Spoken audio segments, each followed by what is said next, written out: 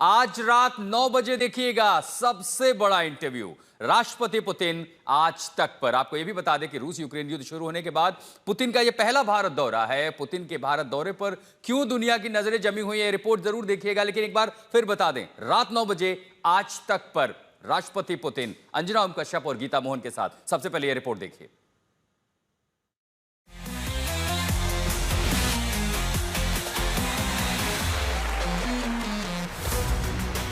अब से चंद घंटे बाद रूस के राष्ट्रपति व्लादिमीर पुतिन का स्पेशल विमान भारत की सरजमीन पर लैंड करेगा। वो स्पेशल विमान जिसके सामने मिसाइलें भी फेल हो जाती हैं।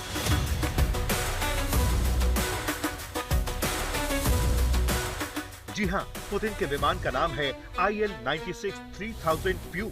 ये हवा में उड़ता किला है और अमेरिकी राष्ट्रपति डोनाल्ड ट्रंप के एयरफोर्स 1 विमान से किसी भी तरह कम नहीं है। दोनों ही विमानों को उड़ता हुआ सैन्य मुख्यालय कहा जाता है।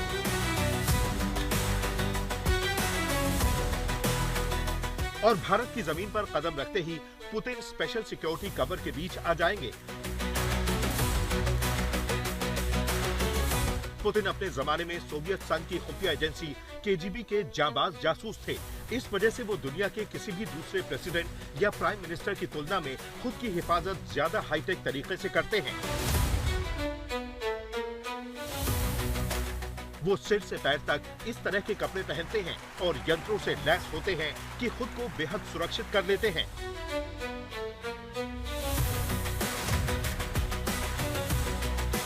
वैसे तो पुतिन की सुरक्षा की सारी जानकारी कभी सार्वजनिक रूप से साझा नहीं की जाती, लेकिन विशेषज्ञों, पूर्व बॉडीगार्ड्स के बयानों और कुछ घटनाओं से जाहिर होता है कि उनका चाहे पहनावा हो या फिर घड़ी हो या फिर टोपी, सभी कुछ हाईटेक सुरक्षा वाला होता है। यानी उन पर अगर गोली चल भी जाए तो उनका शायद ही बाल बाका होगा। पुतिन के वेलकम के लिए भारत की तैयारी पूरी है। जमीन से आसमान तक अभेद्य सुरक्षा कवच तैयार है। कैसे दिया जाता है रूस के राष्ट्रपति पुतिन को सुरक्षा कवर? व्लादिमीर पुतिन अपने साथ क्या क्या लेकर चलते हैं? मोदी और पुतिन की मुलाकात होगी, कौन कौन सी डील होगी?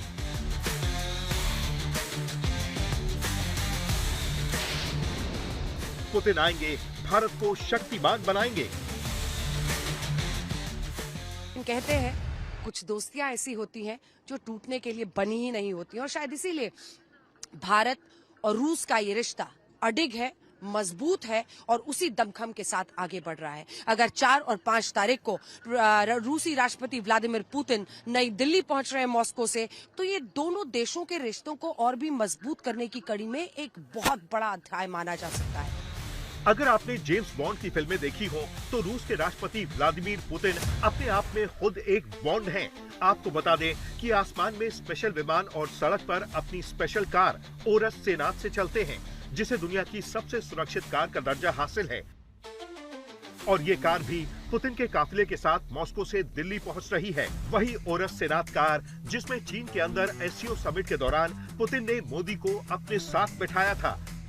इस कार के अलावा पुतिन एक कदम भी चलेंगे तो उनके चारों तरफ सुरक्षा का ऐसा अभेद्य घेरा होगा कि पुतिन के पास तक पहुंचना तो दूर, फटकना भी मुमकिन नहीं।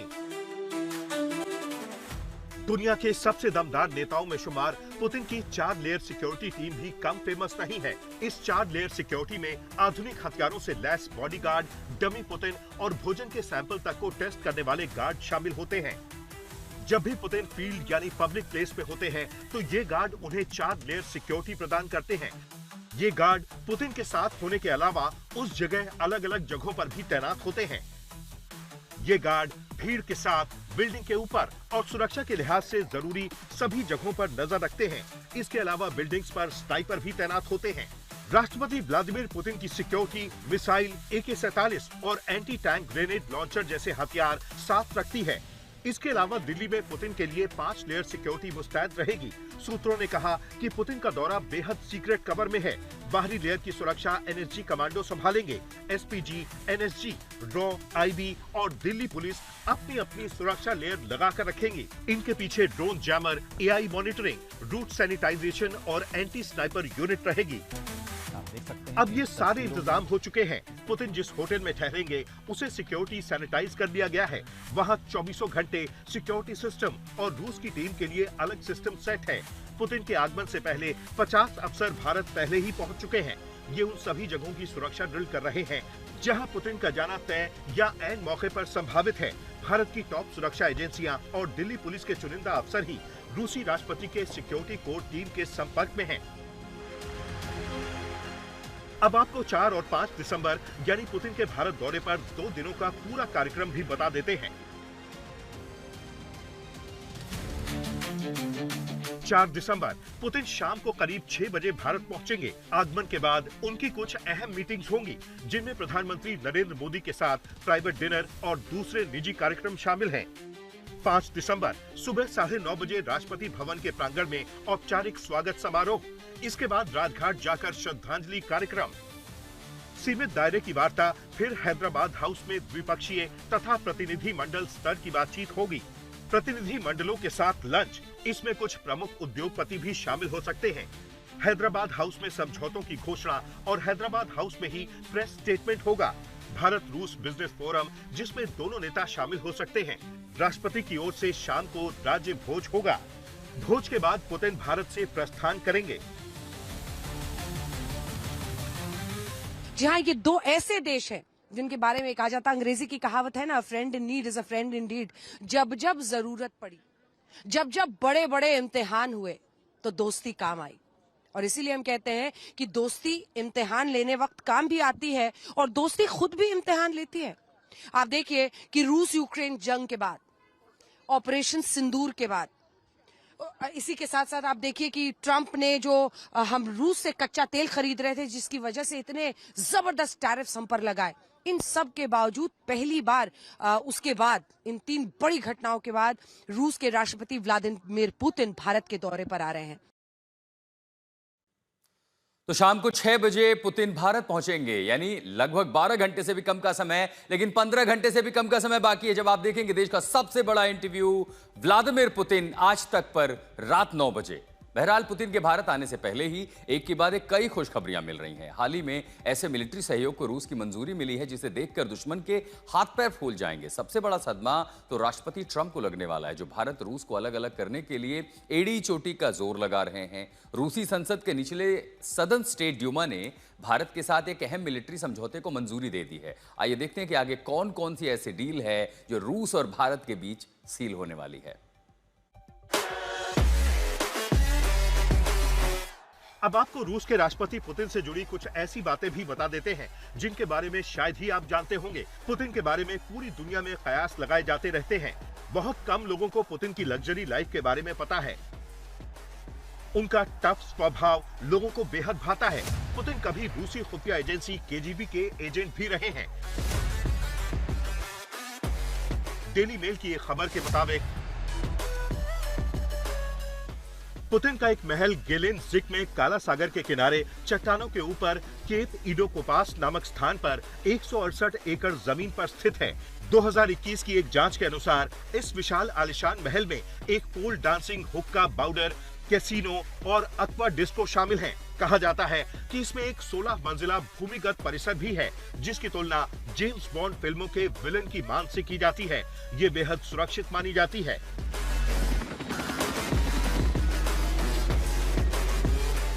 और अब पुतिन अपने भरोसेमंद दोस्त के घर पर 30 घंटे गुजारने वाले हैं। पुतिन का ये दौरा भारत रूस के बीच रणनीतिक साझेदारी के 25 साल पूरे होने के मौके पर हो रहा है। वो रूस भारत शिखर सम्मेलन में हिस्सा लेंगे जो 23वां द्विपक्षीय शिखर सम्मेलन होगा। इस मीटिंग पर सिर्फ 2 देशों की ही नहीं, पूरी दुनिया की नजरें टिकी हुई हैं, क्योंकि दोनों देशों के बीच reciprocal exchange of logistic support यानी रेलॉस को दोनों देशों की रणनीतिक साझेदारी में अब तक के सबसे अहम रक्षा समझौतों में से एक माना जा रहा है। ये एक डिफेंस लॉजिस्टिक्स एक्सचेंज समझौता है। इसके तहत भारत और रूस की सेनाएं एक दूसरे के सैन्य बेस, बंदरगाह, एयरफील्ड और सप्लाई पॉइंट का इस्तेमाल कर सकेंगी।